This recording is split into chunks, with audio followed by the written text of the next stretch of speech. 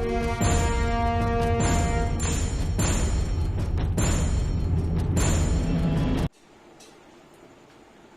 विद्यार्थियों, good morning. कैसे हैं आप लोग? अच्छे होंगे। आज हम लोग वाष्पीकरण के बारे में सीखेंगे। इवेपोरेशन, वाष्पीकरण क्या चीज है। इसके पहले हम लोगों ने सीखा है पदार्थ की अवस्था में परिवर्तन कैसे होता है। पदार्थ की अवस्था में परिवर्तन दो तरह से, तापमान में परिवर्तन करके और दाब में परिवर्तन करके। लेकिन तापमान और दाब इन दोनों में परिवर्तन लाए बिना भी पदार्थ की अवस्था में परिवर्तन होता है। इसको हम लोग आज वाष्पीकरण के अंतर्गत सीखेंगे। जैसे गर्मियों के दिनों में किसी तालाब का जल, किसी जलाशय का जल जल्दी सूख जाता है, वाष्पीकृत हो जाता है, क्योंकि सूर्य की उष्मा से वो जल गर्म होता है। गर्म होकर के वाष्प में बदल जाता है और वह वाष्प वायुमंडल में चला जाता है। उस जलाशय का जल स्तर नीचे चला जाता है। आप गर्मियों के दिनों में खुले छत पर किसी बाल्टी में पानी भर करके रख दें, दोपहर होते होते उसका कुछ जल उड़ जाएगा, वाष्पीकृत हो जाएगा। यह वाष्पीकरण है। तो वाष्पीकरण की जो प्रक्रिया है उसके लिए क्वथनांक जितना तापमान की आवश्यकता नहीं है। हमने देखा पिछले क्लासेस में कि जल का क्वथनांक 100 डिग्री सेल्सियस पर जल उबलने लगता है। लेकिन वाष्पीकरण के लिए 100 डिग्री तापमान होना जरूरी नहीं है, कम तापमान पर भी होता है। तो इसकी परिभाषा देखते हैं। क्वथनांक से कम तापमान पर द्रव के वाष्प में परिवर्तित होने की प्रक्रिया को वाष्पीकरण कहा जाता है। क्वथनांक से कम तापमान पर, यहां पर यह कंडीशन है, द्रव के वाष्प में परिवर्तित होने की प्रक्रिया वाष्पन या वाष्पीकरण कहलाती है।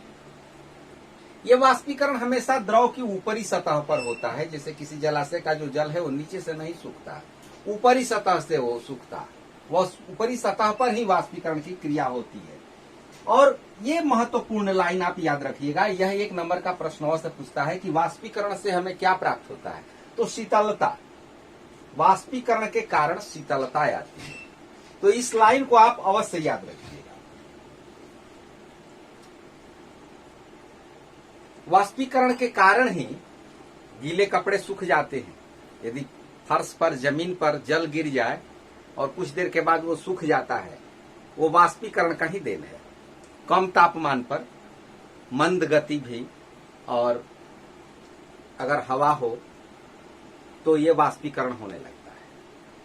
तो वाष्पीकरण को प्रभावित करने वाले कुछ कारक हैं। उन कारकों को आप ध्यानपूर्वक देख लें कि कौन कौन से कारक हैं जो वाष्पीकरण को प्रभावित करते हैं। पहला है सतही क्षेत्रफल।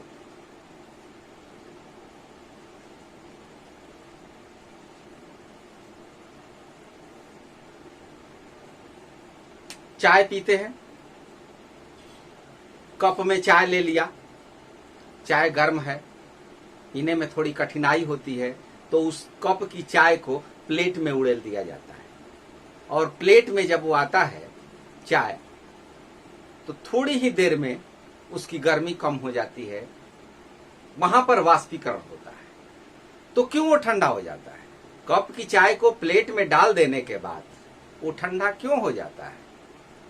क्योंकि वहां पर वाष्पीकरण होता है। कप का जो ऊपरी सतह है वहां पर कम सतही क्षेत्रफल है, और जब उसी चाय को हम प्लेट में डाल देते हैं तो वहां सतह का क्षेत्रफल बढ़ जाता है। तो सतही क्षेत्रफल बढ़ने पर वाष्पीकरण की दर बढ़ जाती है। सतही क्षेत्रफल में वृद्धि,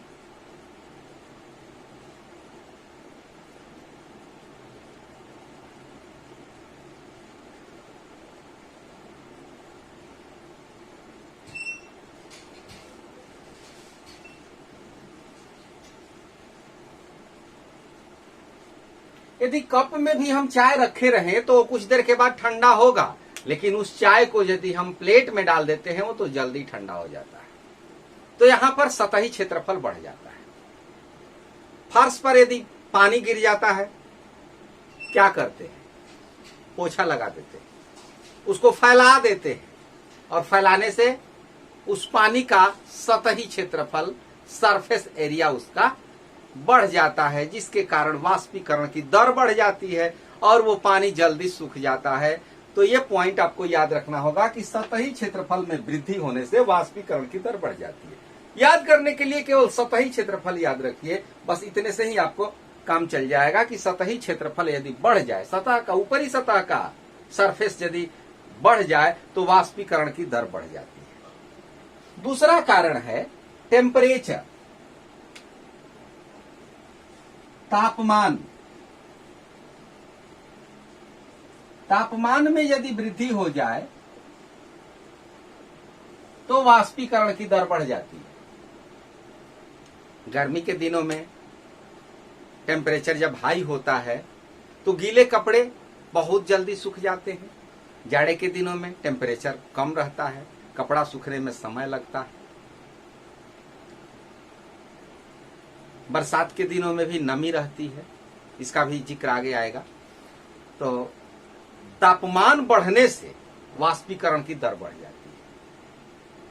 गीला कपड़ा होता है, उसको यदि हम आयरन कर देते हैं वो तुरंत सूख जाता है, यानी वहां पर तापमान में हमने वृद्धि किया। तो ये दूसरा कारक तापमान में वृद्धि। वाष्पीकरण को प्रभावित करने वाले ये कारक हैं। वाष्पीकरण को प्रभावित करने वाले कारक,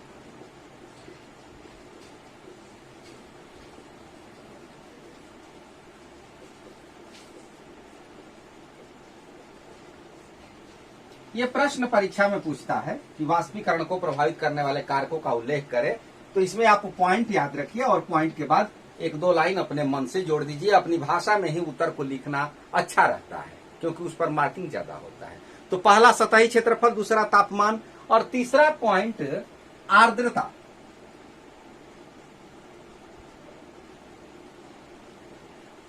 आर्द्रता का मतलब नमी, वायुमंडल में जलवाष्प की मात्रा। तो जब वायुमंडल में जलवाष्प की मात्रा अधिक होती है तो वाष्पीकरण की दर कम होती है। बरसात के दिनों में कपड़े जल्दी नहीं सूखते हैं। आर्द्रता जब कम होती है तब वाष्पीकरण की दर तेज होती है, और आर्द्रता अधिक होने पर वाष्पीकरण की दर कम हो जाती है। जब आर्द्रता कम होती है तो जलवायु शुष्क रहता है, और जब वायु में जलवाष्प की मात्रा अधिक हो जाती है तो उसे नम वायु कहा जाता है। तो शुष्क वायु में वाष्पीकरण की दर बढ़ जाती है और नम वायु में वाष्पीकरण की दर घट जाती है, क्योंकि निश्चित तापमान पर वायु में एक निश्चित मात्रा में ही जलवाष्प होता है।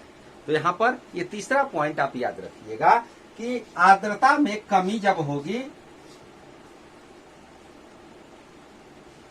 तो वाष्पीकरण की दर बढ़ जाती है। सतही क्षेत्रफल में एक और उदाहरण मुझे अभी याद आया, जैसे कि धोती को यदि हम सफाई करें, साफ करें और उसको फोल्ड करके यदि सूखने के लिए डाल दे तो समय ज्यादा लगता है, लेकिन उसी को यदि पूरा फैला दिया जाए तो जल्दी सूख जाता है। तो वहां भी सतही क्षेत्रफल बढ़ जाता है। चौथा कारक वायु है। वायु की जो गति है, हवा की गति, यह भी वाष्पीकरण की दर को प्रभावित करता है। यदि वायु की गति अधिक है तो वाष्पीकरण की दर बढ़ जाती है, क्योंकि हवा में कपड़े सुखाने में आसानी होती है। हवा यदि तेजी से बह रही, हवा की गति यदि अधिक हो तो आप गीले कपड़े को आसानी से सुखा सकते हैं।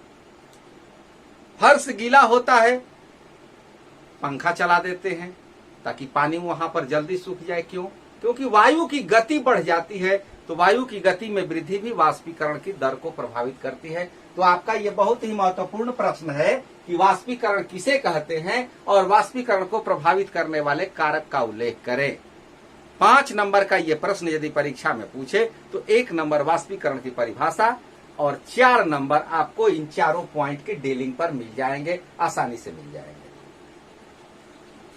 इसके बाद वाष्पीकरण के कारण शीतलता कैसे होती है, इस बात को जरा हम समझ लें कि वाष्पीकरण के कारण शीतलता कैसे होती है। तो वाष्पीकरण से शीतलन होता है, ठंडक होता है, क्योंकि वाष्पीकरण के लिए ऊष्मा चाहिए। जो वस्तु ऊष्मा देगा उससे ऊष्मा का ह्रास हो जाएगा, वह ठंडा हो जाएगा, उसमें से ऊष्मा निकल जाएगी तो वो वस्तु शीतल हो जाएगी।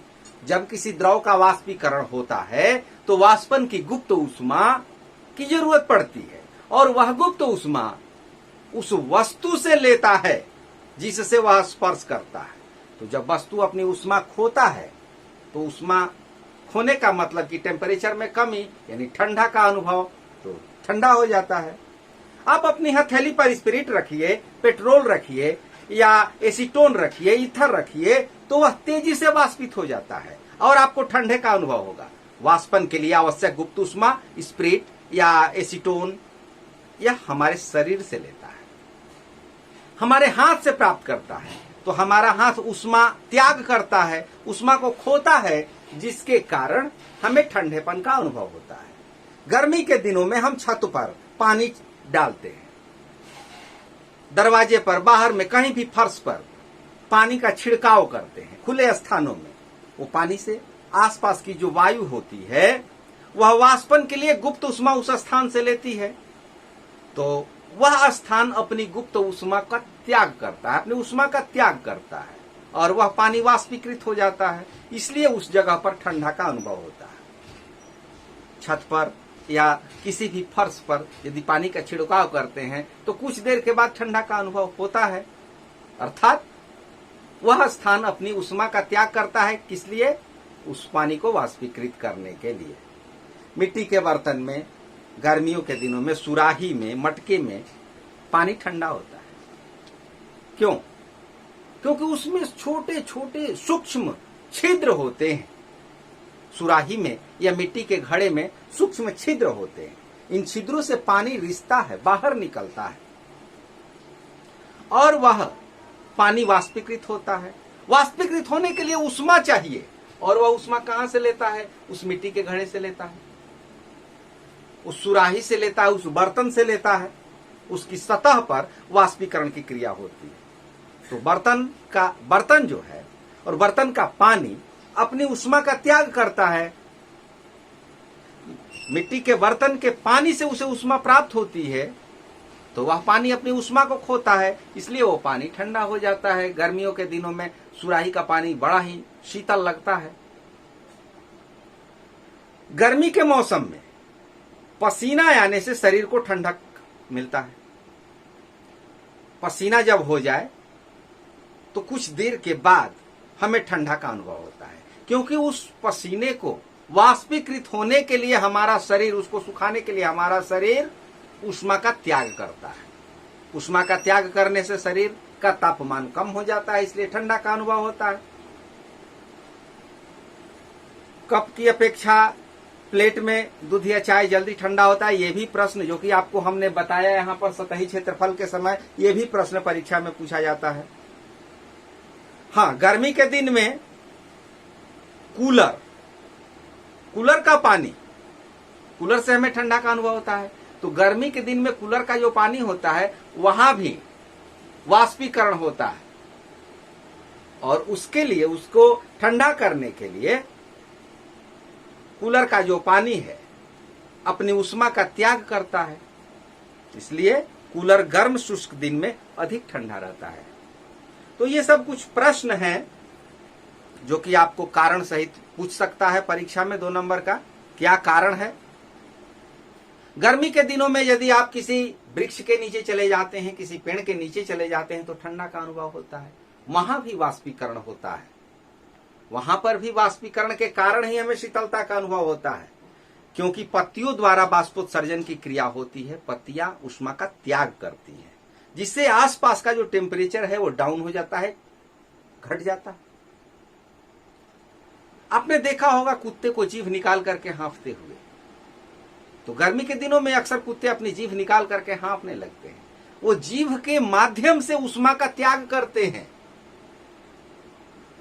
ऊष्मा का त्याग करते हैं वो अपनी जीभ के माध्यम से।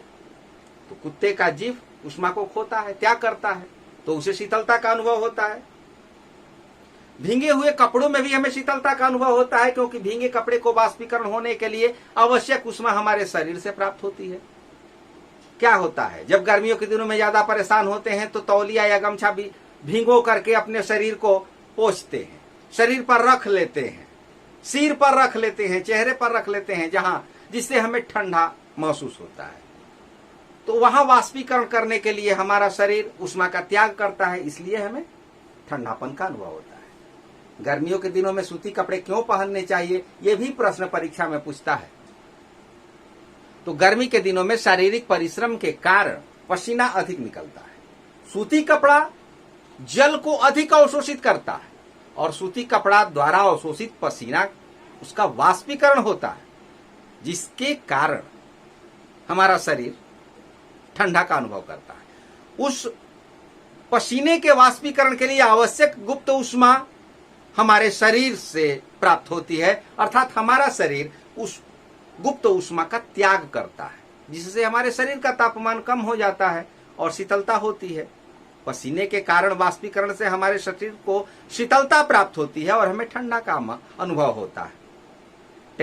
टेरलिन, पॉलिस्टर, इन सब वस्त्रों को यदि आप गर्मी के दिनों में पहने तो आपको शीतलता का अनुभव नहीं होगा।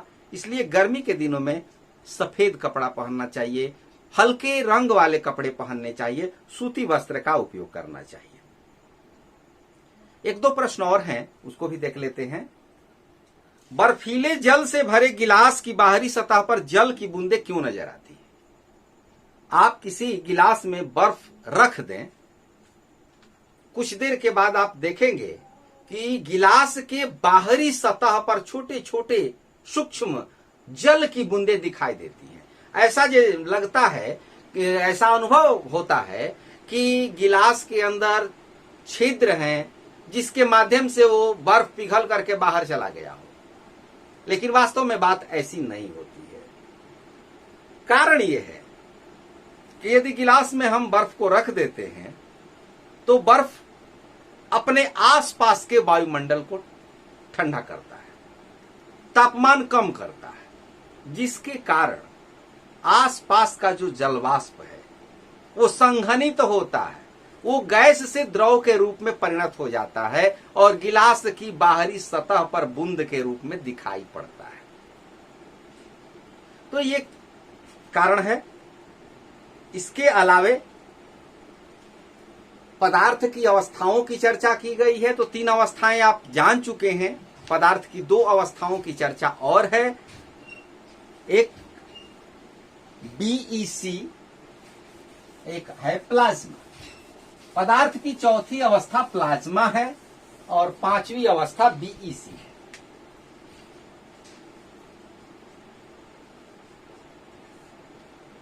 Fourth state and 5th state, 5वीं अवस्था बीईसी। आधुनिक वैज्ञानिकों के अनुसार पदार्थ की 5 अवस्थाएं हैं, लेकिन यदि आपसे परीक्षा में प्रश्न पूछा जाए कि पदार्थ की कितनी अवस्थाएं हैं, तो आप विकल्प चुनना हो तो 3 ही चुनिएगा, क्योंकि उसी पर मार्किंग हो रहा है।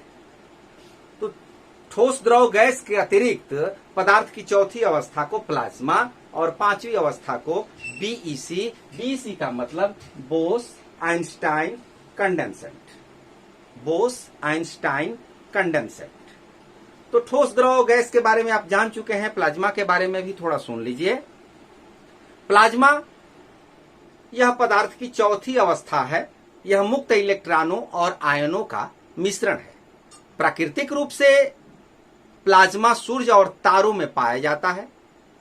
सूर्य तारों के भीतर का तापमान इतना अधिक होता है कि परमाणु विखंडित हो जाते हैं, जिससे इलेक्ट्रॉन टूट करके अलग हो जाते हैं।